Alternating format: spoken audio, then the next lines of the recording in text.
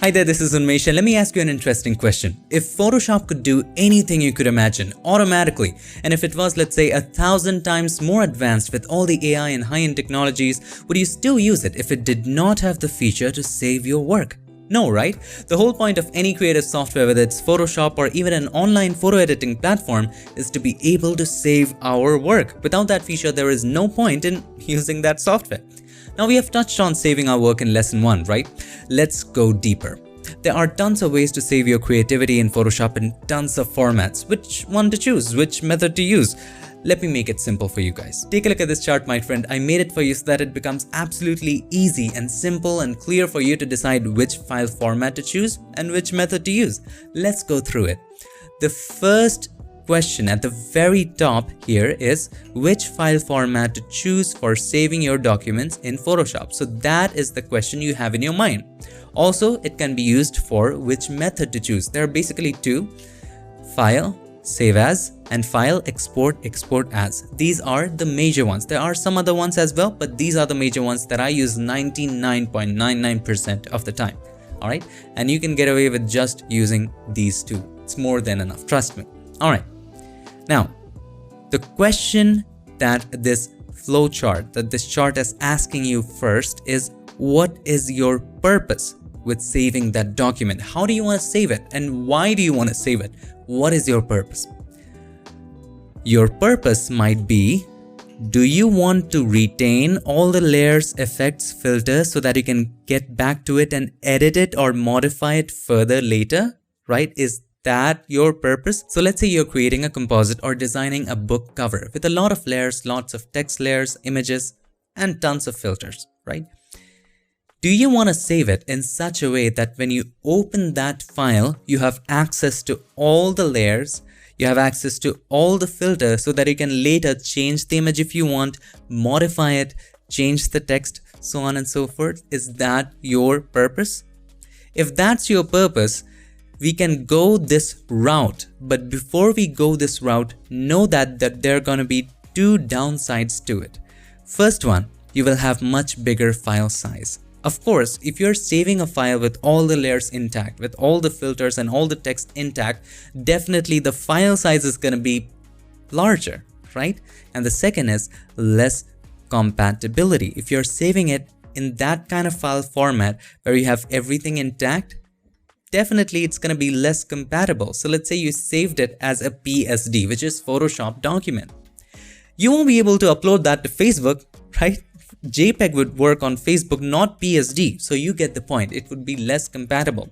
Even if you're not using Photoshop, if you're going this route, let's say you're using something like Adobe Illustrator, and you save it in an Illustrator file, .ai file, it won't work with a ton of other platforms and apps. Therefore, it has these two downsides, but you get the ability to change anything later. You have access to everything.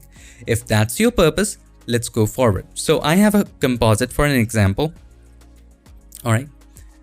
So this is a composite that I made a few days ago. Let me take you through it. It's a very simple composite. We have the background. We have blurred the background just a little bit. And then we have our subject. And then we made some adjustments to our subject. And we're going to learn all of this later. Don't worry about it. It's very simple, right? Tons of adjustments. And then we added shadow under the subject to make it more realistic. And at the very top, we added some grain and some color grading. Now, let's say I was working on this document. By the way, it's already saved.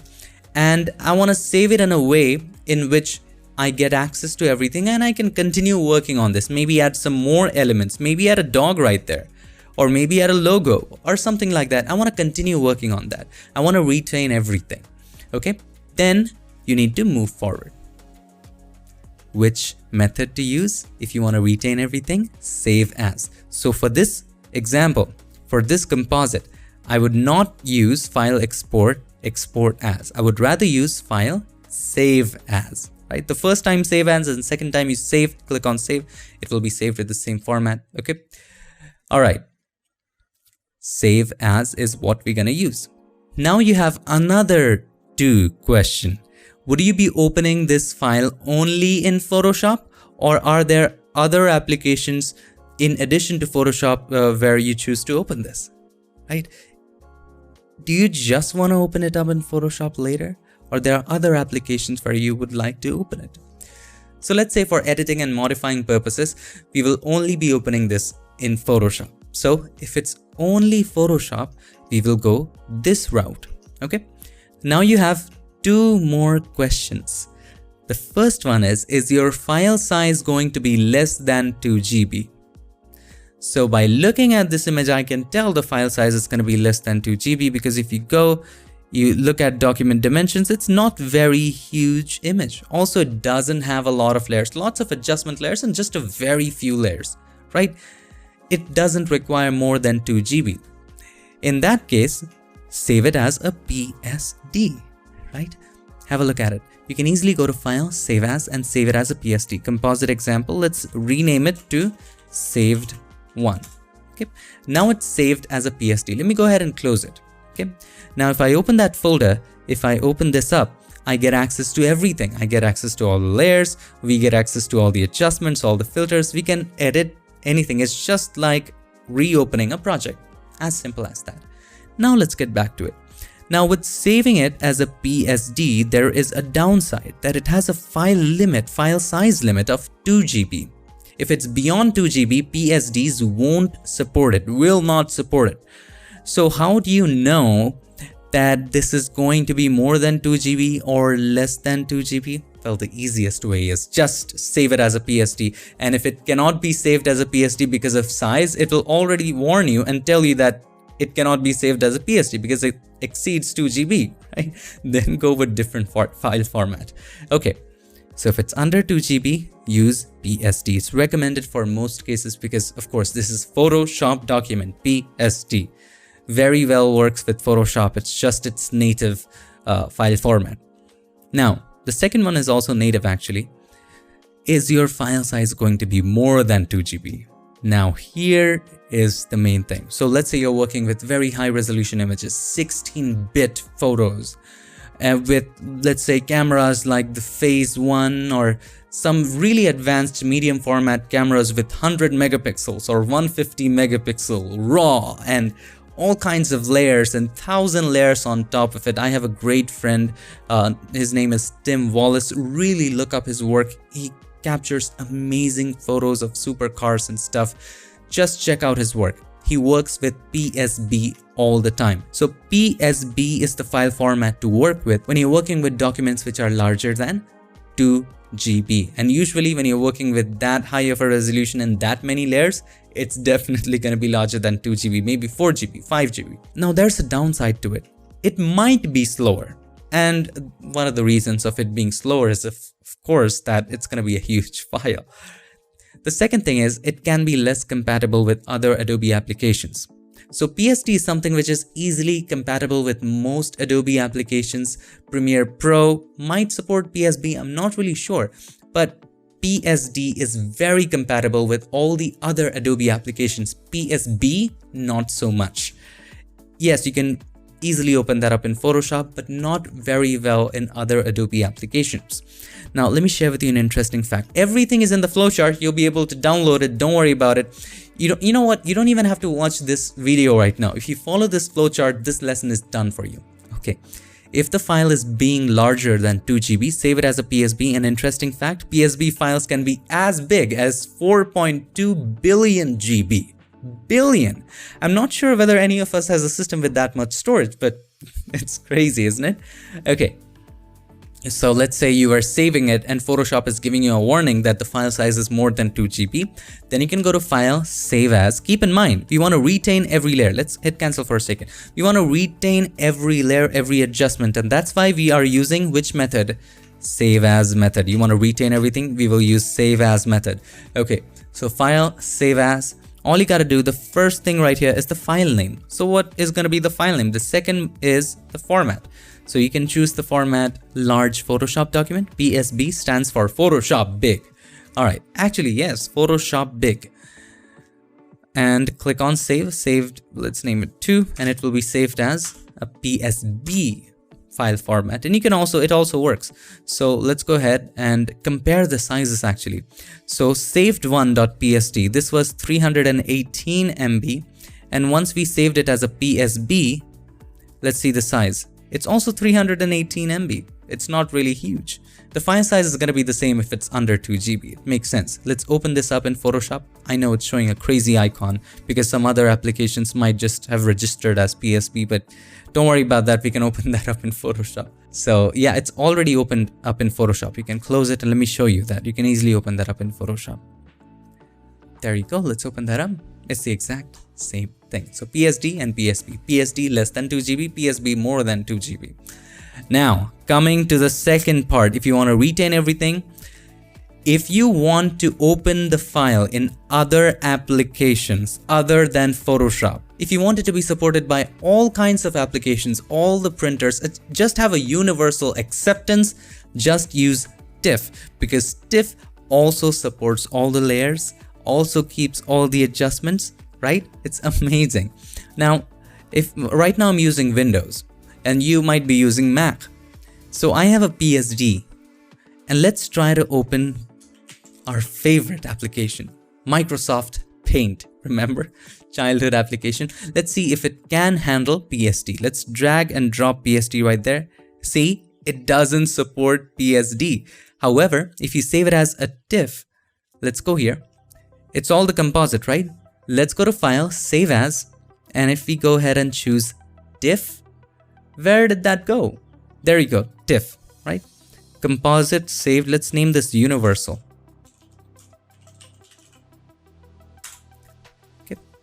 Now I'm gonna leave it at default settings, and there can be a whole another tutorial trying to explain how this works. So all you need to keep in mind that we can choose RLE right there for layer compression. Don't choose discard layers. If you don't want to discard the layers, let's save it this way. Everything else is fine.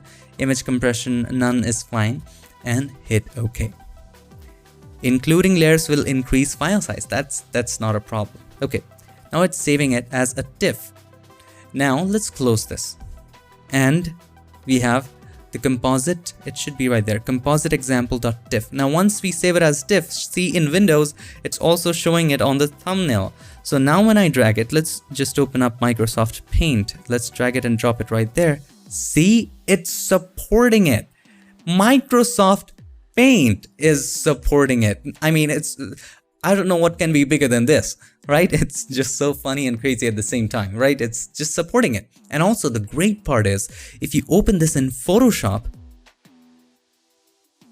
it still has all the layers. It has all the layers, it has all the filters, even the most advanced ones. Even the blur gallery, you can just open that up and just change values. We learned blur gallery right in the filters lesson. It just retains that. So TIFF is something universal. Now you must be thinking, why shouldn't we use TIFF all the time? Let's look at the file size. Is there a difference? Let's just hover over it. No, file size is not much difference. This is 328 and PSD is how much? It's 318. So not much difference on file size stage. So why shouldn't we always save it as a TIFF? Of course, the upside is TIFF is widely supported by a variety of applications, retains layers and filters and everything. But there is a possible downside. Now this is a possible downside. TIFF might not preserve all Photoshop features. Now I'm saying might not, okay? Might not. Again, I have not heard anyone who uses TIFF having an issue with it. In my personal experience, for all the people who have used TIFF, including me, I haven't seen or I haven't observed, maybe I haven't used advanced features in Photoshop, I haven't really observed people complaining about it or TIFF not preserving a feature. But there is a possibility, just a possibility, that it might not preserve everything to the very point. So there is a possibility to it. So this is Adobe's own website, and there is a page called Choosing a File Format in the Adobe Photoshop User Guide, right? And there's this line, read this carefully. To preserve all Photoshop features, layers, effects, masks, and so on, save a copy of your image in Photoshop format, PSD. So it might suggest that only PSD retains everything. But that doesn't really mean that TIFF doesn't. So it's kind of a debate. I haven't really seen TIFF formats struggling. TIFF is a really good format. But still, in most cases, I save it as a PSD, always a PSD copy, because I always have Photoshop. Let's say you're sending that file to somebody who doesn't have Photoshop. In that case, you might save it as a TIFF. But in most cases, I personally save it as a PSD to stay on the safe side. Now, this is something that's up to your personal preference. Now, I told you what I do. It's totally up to you whether you want to save it as a TIFF or a PSD. Now that we are talking about layers and having everything intact and compositing, why not create a new composite? Let me show you how to create a very simple composite, because we want this video to be fun as well. So I have these two images, Chicago City and a woman on phone. So let's just drag it and drop it. We're gonna just simply change the background, open it right over here. Let's go ahead and select the subject first. So how do we do that? If you're using the later versions of Photoshop, all you gotta do is choose any of these tools like the object selection, quick selection, or the magic wand. And at the top you have select subject. Just click on that. Photoshop is gonna use its AI, artificial intelligence, to make an automatic selection of the subject. It's pretty good, isn't it? So with the help of the quick selection tool, let's add the areas which it missed. So these are the areas which it missed. So let's go ahead and quickly add them. You know what? Let's go back. You can also use the object selection tool for it. So you can go to the object selection tool and you can go to the lasso mode, and then you can hold the shift key. This will turn it into plus. So which means that we want to tell Photoshop that this is also an object. This is also a part of the selection. It'll try to automatically add it. So it does a pretty good job. Now let's add these areas as well. Still has not added some areas at the center, but we're gonna keep trying. Pretty good. Now here, let's try it. It's not really getting that area. No worries at all. You can take your time to just do it with the lasso tool. We're just doing something really quickly here. So this area it missed a little bit. Yeah, it's getting better right now. Let's go a little further. This is pretty good. Yeah, it's a pretty good selection. Let's see if it got something extra. It's really good. Now it's cutting the wire a little bit, so you can use one of the tools like the lasso tool to kind of hold the shift key and add it. Whoops, I kind of missed it. So hold the shift key. Just simply add that to the selection. I know I didn't do a great job, but that's okay. Okay, now you can go to select and mask. So with any of the selection tools selected, click on select and mask. And then you can choose view on white. So what happens is when the opacity is at 100, everything that you have selected that shows up, and everything else is white. If the opacity is at 0, everything shows up irrespective of your selection. So let's keep it at somewhere about 65%. Now with the second brush right there, that the refine edge tool, we're going to talk about all this later.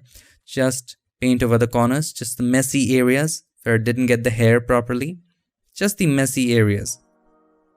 So it's going to select the hair properly as well. So we painted a little extra, by the way. Okay, that's pretty good. Now right here as well, it missed all these areas. We need to select all the hair. Okay, now you can take your time to do everything, but I'm just going to scroll down and make sure output to layer mask is selected. Hit OK. So this creates a layer mask, and now we have a transparent background. So let's bring in something. So let's go to our Finder or Explorer, and we're going to bring in Chicago City. Now let's drag it and drop it right there. Now if you look at the Chicago City, let's make it a little larger, even larger, something like this. Looks nice. Let's bring it a little to the bottom. Looks good. Now if you look at it, the light is coming from the left hand side. Let's bring the city under the subject. And on the subject, the light is coming from the right hand side. So you can either invert the city or invert the subject, your choice. I want to keep the city just the way it is. Inverting the subject might change the features a little bit, but I kind of like to just invert the subject sometimes. So right click on the subject layer and just click on flip horizontal. This is okay. Now I can make her smaller a little bit and just place it right here. Maybe make her a little more smaller. Something like this. How do you feel about that? Maybe a little bit like that. Do you want to make it really small, or do you want to make her a little larger? a little larger. It doesn't have to be very small. Okay, this seems to be about right to me. You can just change the size according to your preference. Now there's this thing disturbing me a little bit, so let's turn this off. Now this is a smart object, so that we can't actually work on the pixels right here. We would actually have used content aware right here, but this is a smart object. Do you want to take the risk of rasterizing it? Why not? Right click on it and then choose rasterize. This is now rasterized, no more a smart object. Now what we can do is make a selection of this area.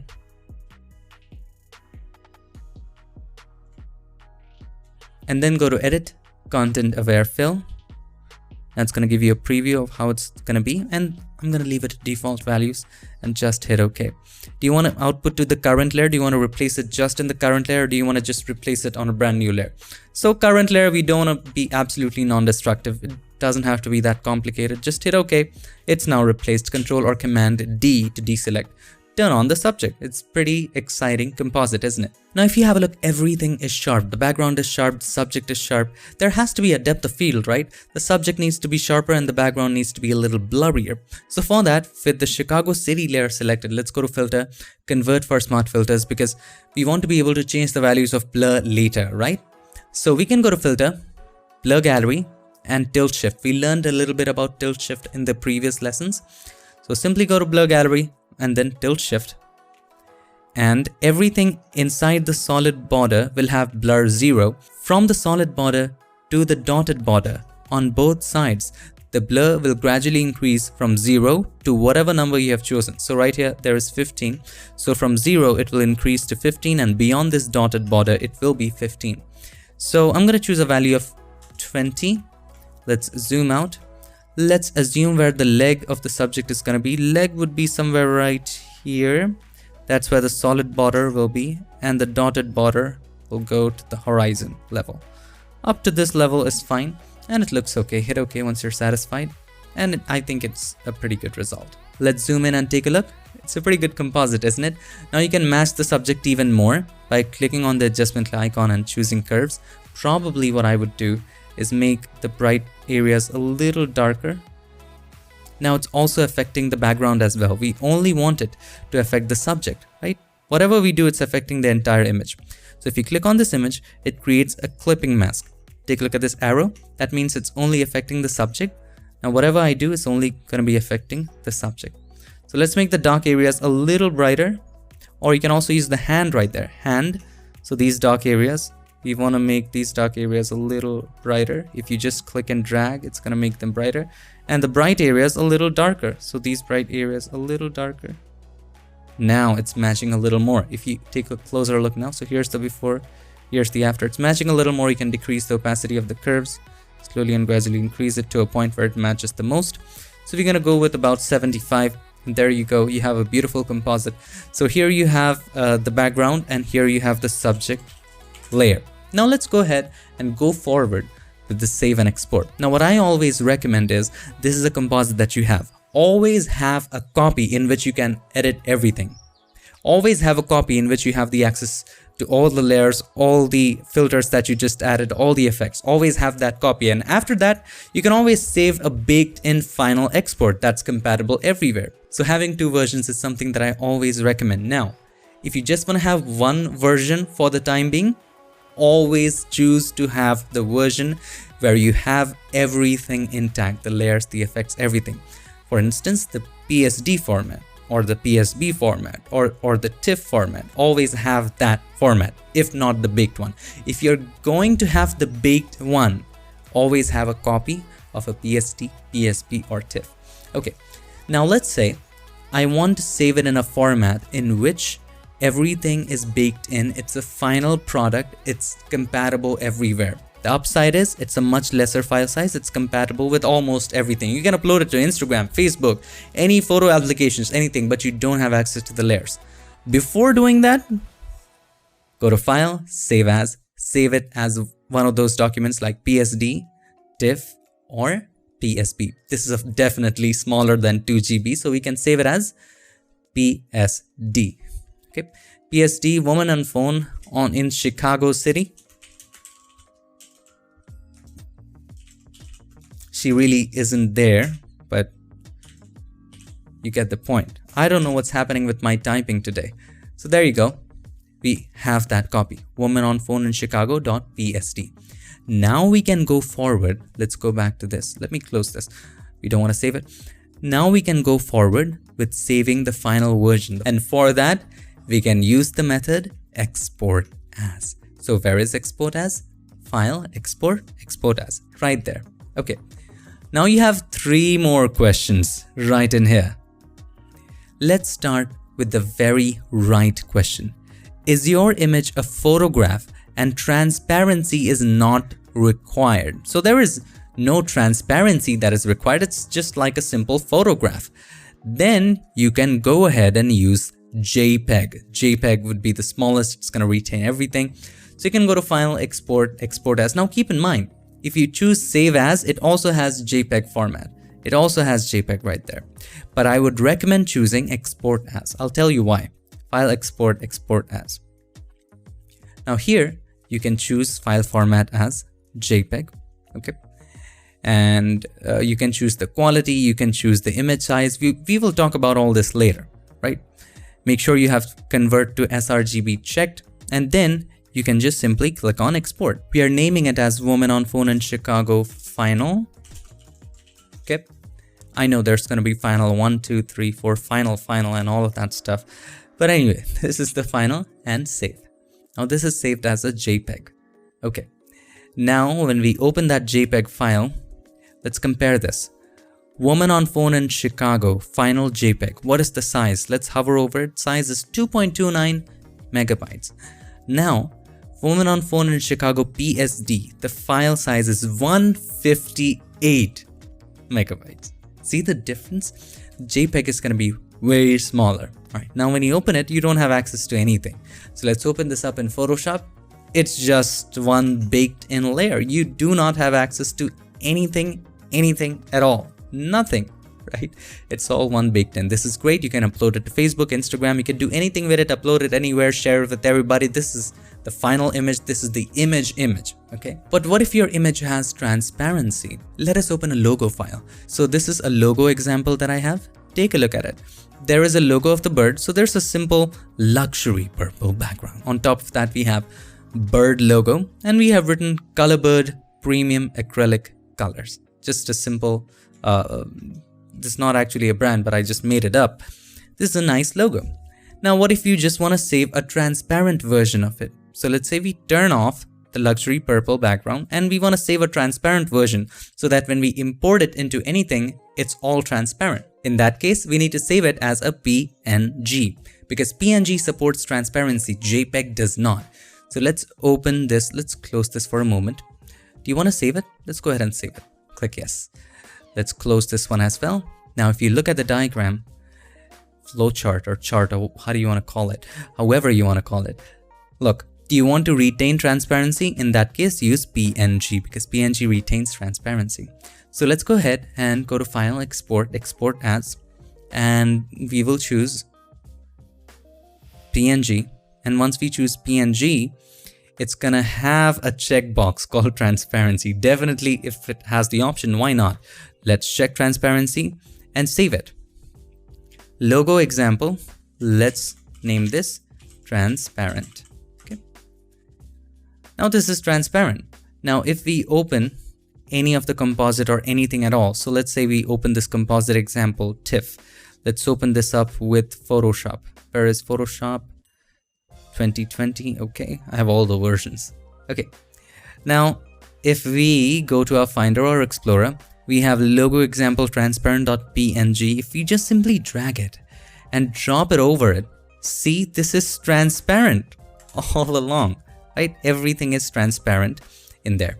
So if we go to the logo example again, now let's say we change the color of the text a little bit, and this is just to show you what's going to happen if we save it as a JPEG.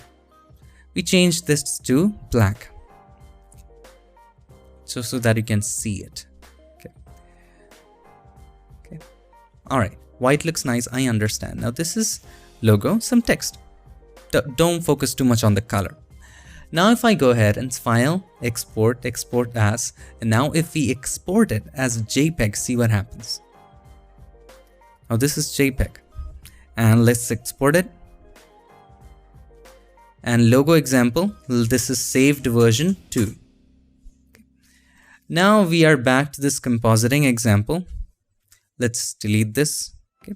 This is exactly the way it is. Let's open number 2. Logo example 2. Let's drag it and drop it over right here. And as you can see, this is not transparent at all.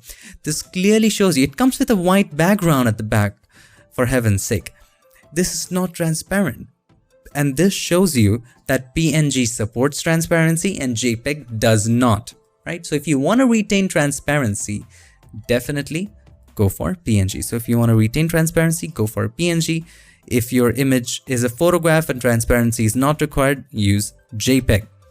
Now JPEG is going to be very small in size. It's one of the advantages of JPEG. Now PNG, there's great advantage that it really renders any flat colors or graphic really well. So if your image has a lot of flat graphics and colors, not exactly a photograph of a person or a landscape, not a photograph, lots of graphics, flat graphics, colors and graphic design stuff, use PNG. Alright, so that wraps up most things, but before we leave, there are a couple things that we need to learn about save as and export as. Now you have a fundamental understanding of when to use save as and when to use export as and which file format to choose. Now there are lots of other file formats as well, but these are the major ones and these are the ones that I use 99.99% of the time. Okay. Now let's understand a little bit about save as and export as. Let's open some images and we'll try to understand it through it. Let's open this simple image, woman on phone. Let's drag it and drop it into Photoshop. Okay. Now, if you go to File, Save As, let's see what other things are there. You can save it to cloud documents as well. So let's say you added a lot of layers. And in here, I added a text. And let's call this, let's say, the blue phone case. This is an advertisement for the blue phone case. And that's what she is holding. A simple composite right there. Just a text on top of a layer. And let's just make it bold a little bit. Okay. Anyway, nice. Now let's go to File, Save As. You can save it as a cloud document. Now what are the advantages of a cloud document? If you save it on the cloud, and this is available with Photoshop 2020, if you save it on a cloud, what will happen is it will be uploaded to Adobe's Creative Cloud, and even if you're not on your computer, if you're traveling or on your other computer, all you gotta do is to sign into your Creative Cloud account inside of Photoshop, you will have access to it right there. Even if your file is not with you, it will be uploaded to the cloud. So if you save to cloud document, see, these are the documents that I had saved earlier.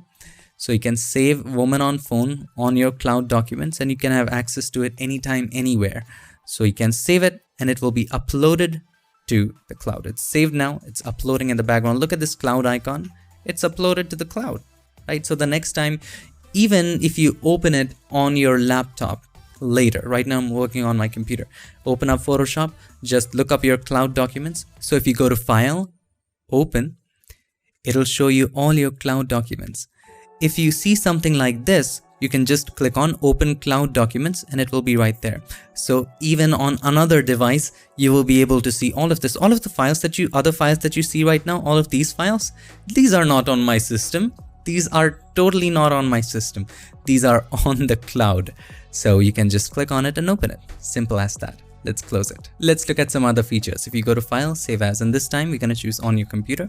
You can save it as a copy, or if you don't want to have layers, and if you save it this way, let's name this 2, or let's name this 3, and hit Save. Let's open that one up. Woman on the phone 3. Let's open this. This won't have any layers, right? So let's go to File, Save As. Always keep it checked, otherwise you will be in trouble. There are no layers in this one, so File, Save As, always keep that checked. Make sure this is checked. Okay, the other one is, do you want to embed the color profile? Always do that. ICC color profile, sRGB is the current color profile. Now, the next one is, what color profile do you want to assign it to? Right now it is sRGB. Let's not get very confused and just keep it checked for now. We're going to be talking about color profiles later. Just keep it this way and you can click on Save. All right, that's the whole thing with it. Export as has a lot of features. So let's open something that we recently did. Woman on phone in Chicago, the composite that we created. All right, if you go to File, Export, Export as, let's see what options we have. Okay, the first option right here is that you can save it in a lot of different sizes. So 1x means the original size. Definitely you're saving it as in the original size. You can also save, you can also click on the plus button. You can also save it in a size which is 50% lesser than that. So 0.5x. You can also save it as 0.7 times, 0.75 times the size. You can also click on plus 0.25. So all these 4 different sizes. Now when you hit save, hit export, sorry, let's make it a little smaller. Okay. Now you can just hit export right there. You just have to choose a folder, or let's create a new folder. Woman on phone, WOP. Let's open that folder and select folder.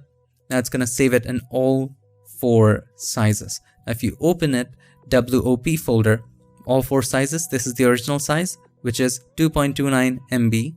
And if you look at 0.51, if you take a look, 817 KB, different sizes, it has saved it in all these sizes right there. Okay, now let's look at what other options we have. If you go to File, Export, Export as. We don't want so many things, so click on the bin icon. So take these away, just one is fine. Okay. File format, JPEG, PNG, SVG is a vector format, won't be supported with this, and it's kind of advanced. Right now, just focus on JPEG, PNG. GIF is, I won't be saving as GIF through this, and GIF is something, GIF animation, there's a whole, can be a whole animation tutorial on that, but right now, just focus on JPEG or PNG. So this is going to be JPEG, this doesn't have to have transparency. Let's choose JPEG. If it was PNG, you can just check in transparency, and you can also check this checkbox to have a smaller file, 8-bit file, to just reduce the file size if it's not already 8-bit. But anyway, for this one, JPEG is fine. Next one here is simply quality. Let's zoom in. Let's take a look at this image. Okay. Right now we're looking at the image and the background a little bit. Now quality right now is at 100%. Now we know the file size is going to be, when we save it, right here you can see it, 2.3 MB or something around that. Won't be exactly that, usually something around that. Okay, now when you reduce the quality, you will see there's not much decrease in quality right here in the image. This is actually the preview, but the size is greatly reduced. There is decrease in quality, but we are just not able to notice it. It's not very noticeable. All right, quality is now 71%, but look at the size, it's so low. Now, if you have a size to maintain, like some websites have a size that you can only upload to up to, let's say, 5 MB, not more than that. And you don't want to reduce the width and the height, don't want to decrease the resolution. So you can play with the quality just a little bit to see if you have some noticeable change right here. Just when you begin to notice changes and disruptions in quality, decrease in quality, then you can stop. But right now, even at 71%, the quality seems fine, even when we are zoomed in at about 500%. And look at the size, it's so less. So if you go too less, you'll be able to see, this is 4% quality. You'll be able to see the preview. Look, the quality has gone so bad, but the size is also very tiny. Look at 1% quality. Look at the image. The resolution is the same, but the quality is gone all pixely. Like we took a photo with a very cheap phone. It's kind of that. So let's just increase the quality to 100 and it's looking pretty good. Let's zoom out. Okay, pretty nice. Now you can change the image size. Let's say you want to save it as a YouTube thumbnail size or Facebook post size. For Facebook right now, at the moment of recording this video, you can look at Facebook's website. It says that resize your photos to one of the following supported sizes. Regular photos, 2048 pixels wide or smaller. So this is the highest, 2048 pixels wide. So the width is going to be 2048. This is for Facebook. It's going to be optimized for Facebook. And there you go. You can reduce it and optimize it for your social media according to its size. For Instagram, it's 1080. So you can adjust it right there and then without affecting the original document or the PSD file. This is just exporting a baked-in version. Always have a PSD copy or a TIFF copy or a PSB copy. You get the point, right?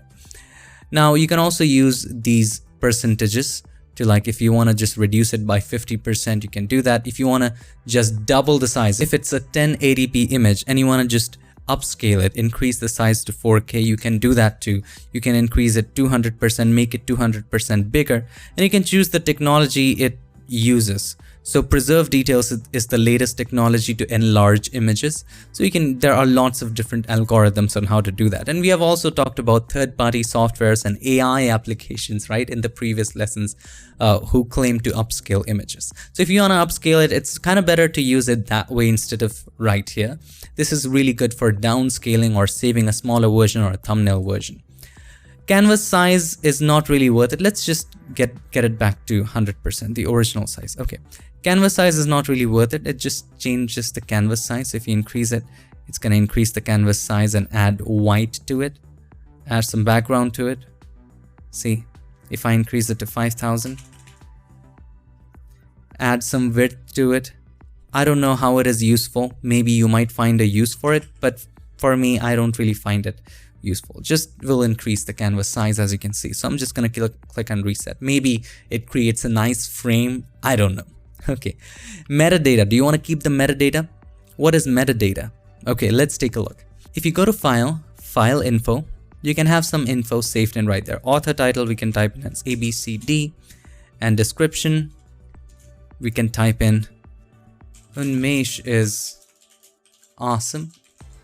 All right, you can type in some keywords, girl, holding phone, Chicago, and all of that stuff. Copyright status, let's say it's copyrighted. Copyright notice is you are a thief. Okay, some funny stuff in there, and hit OK. Now this is all the metadata.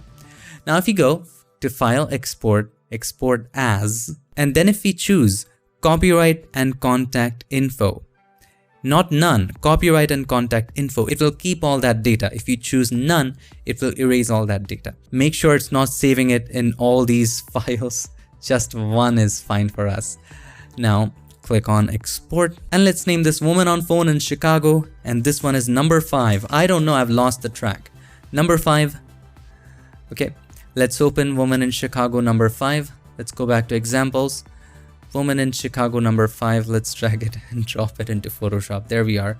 And now, even this is a baked in image, just one image, everything baked in. You will see it still has a copyright sign. And if you go to File, File Info, it has copyright status, it has copyright notice, it has the author title. You get the point. You can keep it, you can choose to keep it or erase it. Okay, that was that. Go to File, Export, Export As. Now there are some other features here as well. That is color space. You can choose to convert it to sRGB. Now sRGB is a color profile which is universally accepted almost everywhere. On social media platforms, on any kind of online photography platforms, or if you're uploading your photos online, if you're sending it somewhere via email, it's just, if you save it as sRGB, the colors won't change when you save it, so it will keep it preserved. So sRGB is that color profile accepted everywhere. All right, now keep in mind, we have not talked about color profiles before. All you need to know that these are just range of colors. That's it. Color profile can also be called color space. It is simply a space of color, a range of colors. So let's say this is sRGB. This is the range of sRGB. It's accepted everywhere. There's another one called Adobe RGB. It's a little larger than that. It might have a little more color information, great for editing photos. It has a lot more, details that you can play with in terms of color. It's a little bigger, but it's not really accepted everywhere. If you just upload something with Adobe RGB to some online platform, the colors might change a little bit. So let's say the online platform does not really support that much range of color. Any color that is outside of the supported range will change a little bit because Adobe RGB is a little larger. Even larger color space is ProPhoto RGB. It's so large that it has colors that even the human eye cannot see. So that's the basic idea of color spaces and color profiles. So always convert it to sRGB, keep it checked, and you can click on export. Now this image is already in sRGB. Click on cancel. If you click on this arrow and choose document profile, you can see that it's already in sRGB, right? If it was ProPhoto RGB, so let's go to edit and then choose convert to profile. And for a moment, let's convert it to ProPhoto RGB. Let's go up. ProPhoto RGB. We don't want to flatten anything. Keep it like that. We don't want to rasterize anything. Okay. Now this, my friend, is now converted to ProPhoto RGB. Have a look at the bottom, ProPhoto RGB. Now there's not so much difference in color. So if we go ahead and go to saturation, hue saturation, and let's increase the color a lot. Okay, this is just for fun so that you can see if there's any change in color once you save it. Now if you go to file, and now if you go to export and export as, right now we are converting it into sRGB. We are just converting it in such a way that the colors are not affected much. So let's say we are converting it to sRGB because we are saving it for uploading it online or sending it to somebody, not for editing. ProPhoto is great for editing, Adobe RGB is great for editing, but when you want to just have the final product out, you can save it as sRGB for online stuff. Okay, so let's zoom in. Nothing is changing much. If you don't convert it to sRGB, just look at the preview. This is how your image is gonna look. And that is the mistake that I used to do. I used to edit my photos in Lightroom earlier, and I used to save my photos in ProPhoto RGB, and I did not even convert it to sRGB, neither did I embed the color profile. And once I uploaded to Instagram, images used to look like this, so dull. So that was my mistake. So convert it to sRGB. Now once you convert, it's gonna be fine. Now if you don't wanna convert it, you can also check this one, called embed color profile. What will happen is it will not help if your application or if the platform does not support ProPhoto RGB, but it sure will tell the software or the platform that, hey, adjust it accordingly. This is ProPhoto RGB. It will just tell, it'll just embed it inside the file format that yes, it is ProPhoto RGB. All right, so you can do that. So if you don't have it unchecked, and then you save it. See, the colors are looking very strange. Then you save it, and let's save it as 9. Okay, and let's just name it ProPhoto. We're gonna open this up in Photoshop. ProPhoto, where is the ProPhoto? All right, there you go. Let's drag it and drop it into Photoshop right here. See, the colors absolutely changed. But here's the problem. Photoshop does not know that this is ProPhoto RGB. If we tell Photoshop that, hey, this is ProPhoto RGB, everything will be fixed. So if we go to edit and assign profile, and then if we click on profile, and then if we choose ProPhoto RGB and hit OK, take a look. Look at the original one. Look at this one. It's back to its original color. So that is exactly embedding. Let's go back to how it was before. Right now it says untagged RGB. Photoshop doesn't really know what the color profile is. But if once we tell Photoshop, once we assign profile, once we tell Photoshop that, hey, this is ProPhoto, it's gonna show ProPhoto right there, and the colors are to normal. That's the only difference. If you go to File, Export, and Export As, and then even if you don't convert it to sRGB, which I always recommend, but you embed the color profile, and then save. I'm just gonna name it embedded profile, and then save it. Embedded profile, where did that go? All right, embedded profile. Let's open that up in Photoshop and then save it. Take a look. All it does is that it already tells Photoshop that, hey, this is ProPhoto, treat it like a ProPhoto, and therefore we have all the original colors. So that was basically all about Export As. That's basically all the features of Export As right there. If we scroll down, we covered everything. That's all about Export As and Save As, when to use what. All you have to keep in mind, let me close everything, is this diagram. This will really help you figure out which method to use, either Save As or Export As, and which file format to choose, with downsides and upsides to each and every one of them. Totally depends upon your purpose. That's pretty much it. Just download this, revise this, or you can also take a snapshot if you want. You get the point. The summary is, if you want to save it in a way that you want to get back to the project later, modify stuff, add stuff, edit stuff, then use Save As method and save it as PSD, PSB, or TIFF. TIFF is universally accepted, keeps all the layers and everything. PSD can be opened in Photoshop and a lot of other Adobe applications, but it has a limit of 2 GB. PSB doesn't really have a limit, maybe billions of GBs, but anyway, it doesn't really have a limit, but it cannot be opened in all Adobe applications. Now keep in mind one thing we didn't cover, and that is TIFF also has a limit. TIFF has a limit of 4 GB. Okay, keep that in mind.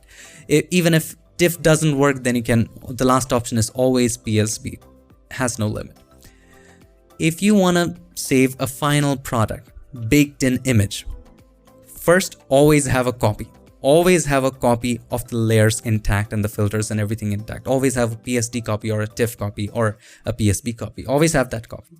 If you want to save it, a final baked in version, you can save a JPEG if you don't want transparency. If you want transparency, save it as PNG. If your image mostly comprises of flat colors and all graphic design stuff, save it as a PNG. And that's pretty much it for this video. I hope this video helped you, and see you guys in the next one. The next one is going to be pretty exciting. It's not as boring as this one. The next one is going to be dramatic changes. So stay tuned for that. Till then, keep creating.